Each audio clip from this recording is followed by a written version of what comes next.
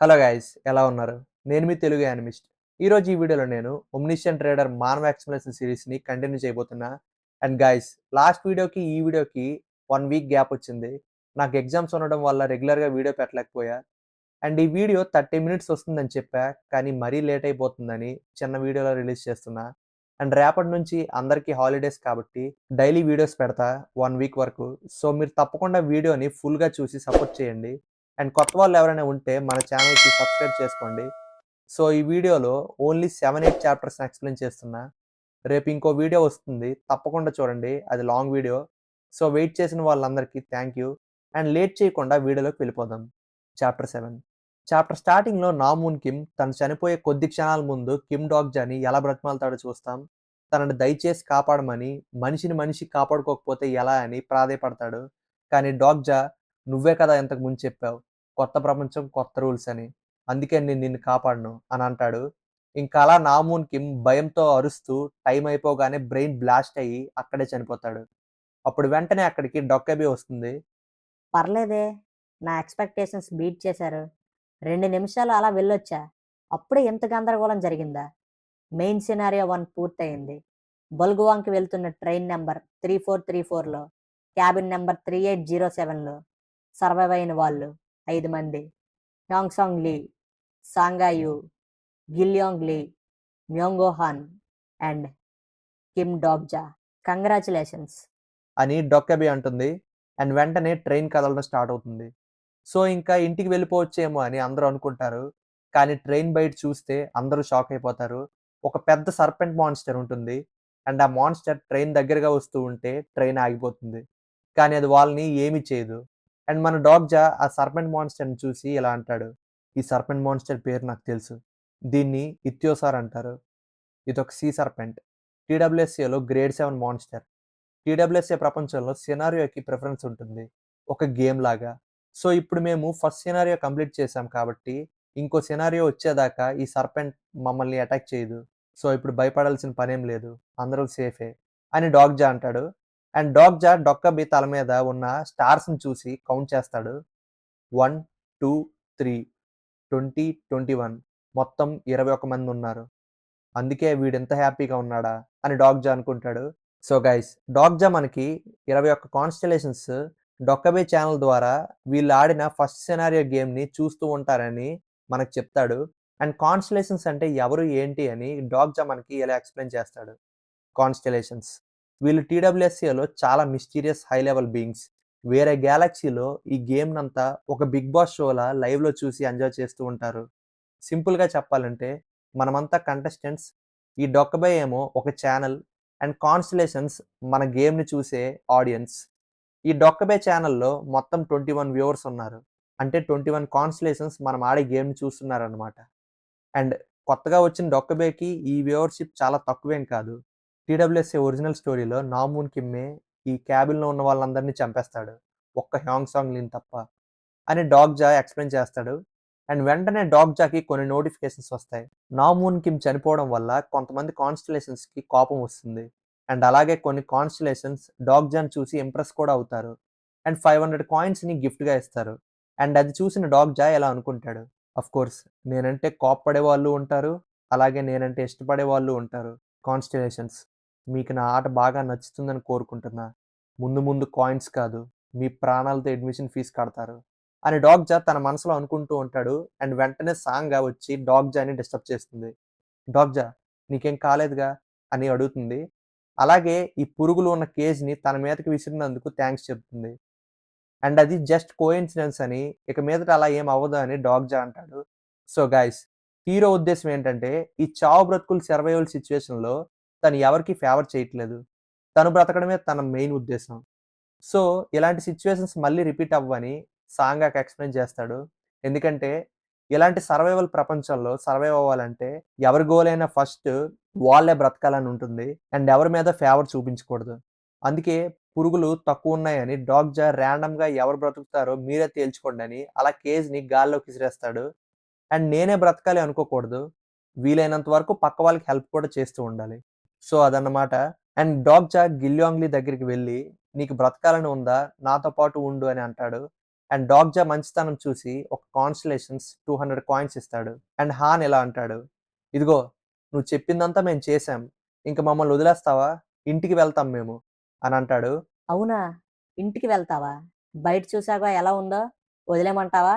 అయినా మిమ్మల్ని చూస్తే ముచ్చటేస్తుంది. మీరు ఇంతమంది బతుకుతారని అస్సలు ఎక్స్‌పెక్ట్ చేయలేదు. పక్క కంపార్ట్‌మెంట్‌లో వాడైతే పెద్ద పోటుగాడే. అందరిని లేపేశాడు. మీలాంటి పురుగులకు కూడా బ్రతికే అర్హత ఉందని మీరు ప్రూవ్ చేసుకున్నారు. ఆఫ్‌కోర్స్ ఫస్ట్ సినారియో క్లియర్ చేసినందుకు మీకు రివార్డ్స్ ఇవ్వాలి. ఫస్ట్ సినారియో రివార్డ్ వచ్చేసి మీరంతా కాన్సలేషన్స్ ద్వారా స్పాన్సర్‌షిప్ పొందుతున్నారు. ఏంటి? ఎవడి మొఖంలో రియాక్షన్ లేదు? ఇది చాలా పెద్ద మ్యాటర్ రా! కాన్సలేషన్స్ మిమ్మల్ని స్పాన్సర్ చేయబోతున్నారు. అందరూ మొహం ఇలా పెట్టారేంటి? అని డొక్కబే అందరికి ఎక్స్‌ప్లెయిన్ చేస్తుంది. అండ్ ఆఫ్ కోర్స్ డాగ్‌జాకి తప్ప మిగతా వాళ్ళెవరికీ కాన్స్టలేషన్స్ గురించి పెద్దగా తెలీదు కాబట్టి అందరూ ఏదోలా మొహం పెడతారు. అండ్ డొక్కబేకి వాళ్ళకి ఎక్స్‌ప్లెయిన్ చేసే ఓపిక లేక వాళ్ళ ముందు ఒక డిస్‌ప్లే ఓపెన్ చేస్తుంది. మీరే చూసుకోండని. అండ్ అక్కడితో చాప్టర్ ఎండ్ అవుతుంది. చాప్టర్ 8. చాప్టర్ స్టార్ట్ అవుతూనే మన వాళ్ళ ముందు డిస్‌ప్లేస్‌లో స్పాన్సర్‌షిప్స్ గురించి ఉంటుంది. స్పాన్సర్ సెలక్షన్ కింద ఉన్న స్పాన్సర్‌లో ఒకరిని సెలెక్ట్ చేసుకోండి. మీరు సెలెక్ట్ చేసుకున్న కాన్స్టలేషన్ మిమ్మల్ని స్పాన్సర్ చేస్తారు అని డిస్‌ప్లేలో ఉంటుంది. కాన్స్టలేషన్స్ పేర్లు చూపిస్తారు. అండ్ సాంగాకి ఏవో 2 ఆప్షన్స్ వచ్చాయని డాగ్‌జాతో చెప్తే, నాకేం తెలీదు, అదొక యాప్టిట్యూడ్ టెస్ట్ అనుకుని ఏదో ఒకటి సెలెక్ట్ చేయని అంటాడు. అండ్ డాగ్‌జాకి మాత్రం 4 ఆప్షన్స్ కనిపిస్తాయి. అండ్ ఆ కాన్స్టలేషన్స్ గురించి తనకి కొంచెం కొంచెం తెలుసు కాబట్టి వాడి గురించి ఇలా అనుకుంటాడు. 4 స్పాన్సర్స్ ఉన్నారు. సాంగాకేమో ఇద్దరున్నారు. పర్లే, తను కూడా చాలా లక్కీయే. టీడబ్ల్యూఎస్ఏలో స్పాన్సర్ సెలక్షన్ చాలా ఇంపార్టెంట్ ఈవెంట్. కాన్స్టలేషన్స్ అంతా ఎవరైతే డొక్కబే ఛానల్ ద్వారా చూస్తున్నారో, వాళ్ళు మనలాంటి ప్లేయర్స్‌లో ఎవరో ఒకరిని ఇన్కార్నేషన్‌గా ఎంచుకొని వాళ్ళకి స్పాన్సర్ చేస్తారు. సింపుల్‌గా చెప్పాలంటే మేమంతా ప్లేయర్స్ అండ్ వాళ్ళ ఆడియన్స్. సో, వాళ్ళు వాళ్ళకి నచ్చిన వాళ్ళని ఫేవరెట్‌గా ఎంచుకొని వాళ్ళని గేమ్స్‌లో గైడ్ చేస్తూ ఉంటారు. అండ్ ఇప్పుడు ప్రెజెంట్ నన్ను ఇన్‌కార్నేషన్‌గా నలుగురు కాన్స్టలేషన్స్ స్పాన్సర్ చేయడానికి రెడీగా ఉన్నారు. టీడబ్ల్యూఎస్ఏలో హీరోకి 5గురు స్పాన్సర్ చేయడానికి ముందుకొచ్చారు. సో, నాకు నలుగురొచ్చారంటే పెద్ద విషయమే. ఈ కాన్స్టలేషన్స్ ఎవరైతే స్పాన్సర్ చేస్తున్నారో వాళ్ళు వాళ్ళ పేర్లని బయట పెట్టరు. వాళ్ళు యూజ్ చేసే నిక్‌నేమ్స్ ద్వారా మనమే కనుక్కోవాలి. నేను ఎలాగో టీడబ్ల్యూఎస్ఏ చదివా కాబట్టి ఇదంతా మనకి వెన్నతో పెట్టిన విద్య. సో, ఇంక డీకోడ్ చేసేద్దాం. The abyssal flame dragon. తినొక చాలా powerful constellation. Constellation black cloud గ్రూప్‌కి లీడర్. నాకు తెలిసి తిన ఒరిజినల్ పేరు చాలా పెద్దది. తినని స్పాన్సర్‌గా సెలెక్ట్ చేసుకున్న వాళ్ళకి పవర్ లెవెల్ చాలా పెరుగుతుంది. అండ్ ఫైట్స్‌లో స్ట్రెంగ్త్, స్టామినా చాలా ఇంపార్టెంట్ కాబట్టి ఈ కాన్స్టలేషన్ సెలెక్ట్ చేసుకోవడం మంచిదే. కానీ ఇందులో ఒక డిఫెక్ట్ ఉంది. అలా ఎక్కువ పవర్ వాడుతూ ఉండేసరికి మన సెన్సెస్ అన్నీ పోయి ఒక సీరియల్ కిల్లర్‌లా తయారవుతాం. సో, ఈ కాన్స్టలేషన్ బాగా కంట్రీలో ఉండే వాళ్ళకి సెట్ అవుతుంది. సేమ్ 'నామూన్ కిమ్' ఉన్నాడుగా అలాంటి వాళ్ళకి. నాకు తెలిసి టీడబ్ల్యూఎస్ఏలో 'నామూన్ కిమ్‌ని' స్పాన్సర్ చేసింది తినే. కానీ ఇప్పుడు నన్ను స్పాన్సర్ చేయడానికి రెడీ అయ్యాడు. ప్రస్తుతానికి హోల్డ్‌లో పెట్టి నెక్స్ట్ ఆప్షన్ చూద్దాం. 'Demonic judge of fire.' ఈమెను చూస్తే నిజంగా షాకింగ్‌గా ఉంది. పేరు చూసి ఈమె ఒక డీమన్ అనుకోవచ్చు. కానీ నిజానికి ఈమె డీమన్ కాదు. ఈ పేర్లు చూసారా? Fire and judge. ఈ పదాల్లో బెట్టి మనం చెప్పొచ్చు తను ఒక ఆర్క్‌ఏంజెల్ అని. తిను ఆర్క్‌ఏంజెల్ యూరియల్. సో, తనొక ఏంజెల్ అన్నమాట. నాకు తెలిసి టీడబ్ల్యూఎస్ఏలో ఎవరో తనని స్పాన్సర్‌గా పెట్టుకునే ఉంటారు. తిను బ్యాడ్ ఆప్షన్ ఏం కాదు. కానీ పవర్స్ వాడాలంటే చాలా రూల్స్ అండ్ రెగ్యులేషన్స్ పెడుతుంది. సో, తినని కూడా హోల్డ్‌లో ఉంచుదాం. నెక్స్ట్ ఆప్షన్ ఏంటో చూద్దాం. Third one, the secretive platter. నేను టీడబ్ల్యూఎస్ఏ బాగా చదివా. కానీ తిన గురించి ఎక్కడ ఎక్కువగా మెన్షన్ చేయలేదు. ఏదో ఇతని పేరు అలా వచ్చి వెళ్ళిపోయి ఉండొచ్చు. అండ్ తిను అంత పవర్‌ఫుల్ కాదేమో. సో, మరి లాస్ట్ ఆప్షన్ కూడా చూసి అప్పుడు డిసైడ్ అవుదాం. ఏంటి? నేను అస్సలు నమ్మలేకపోతున్నా. ఈ కాన్స్టలేషన్ ఆల్రెడీ స్పాన్సర్ చేయడానికి రెడీ అయ్యారా? Prisoner of the golden head band. పేరు చూసి మోసపోవద్దు. ప్రిజనర్ ఏంటి అని. గోల్డెన్ హెడ్ బ్యాండ్ అంటే అది ఎవరిదో కాదు. Owner of the mount Huaguo, greatest sage, heaven sequel, one and only, monkey king, Sun Wukong. టీడబ్ల్యూఎస్ఏలో ఒక క్యారెక్టర్ ఇతని ద్వారా స్పాన్సర్ చేయబడ్డారు. ఇతను మామూలోడు కాదు. ఒకే దెబ్బతో 100 మంది ఇన్కార్నేషన్స్‌ని మట్టి కల్పించగలరు. 1000 మంది మాన్స్టర్స్‌ని చిటికలో లేపేయగలరు.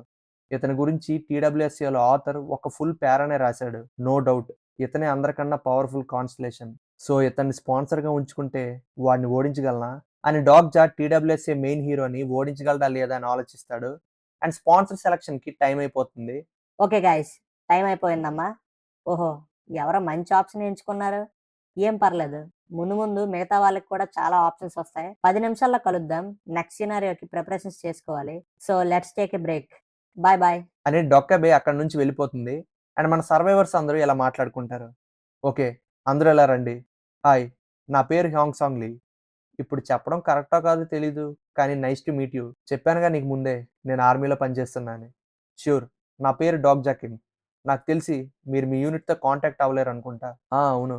అండ్ డాగ్జా, ఇంతకు ముందు మమ్మల్ని కాపాడినందుకు థాంక్స్. నువ్వే లేకపోయుంటే మేమంతా చచ్చేవాళ్ళం. ఈవెన్ నేనింకెవరినైనా చంపి బ్రతికినా మనుషుల్లా బ్రతికే అర్హత నాకుండదు. ఏ డాగ్జా, నేనెవరో తెలుసు కదా! నన్ను నేను ఇంట్రొడ్యూస్ చేసుకోవాల్సిన అవసరం లేదనుకుంటా. తెలుసురా, మ్యోంగో హాన్. రానా? నేను నీ సీనియర్‌ని. మిస్టర్ హాన్ అని పిలు. అవునా? నేను ఆఫీస్ మానేశాలే. ఇప్పుడింక ఆఫీస్ లేదు మనకి. ఏంటి? ఆఫీస్ మానేశావా? ఎందుకిలా చెడిపోయావు నువ్వు? నీకసలు మేనర్స్ లేవా? అలా ఎలా ఆఫీస్ మానేస్తావు? అండ్ ఇంకో విషయం, నీ దగ్గర పురుగులుంటే మెల్లగా చేతికివ్వాలి గానీ, అలా గాల్లో విసురుతావేంటి? ఏయ్! మూసుకోరా! ఆ!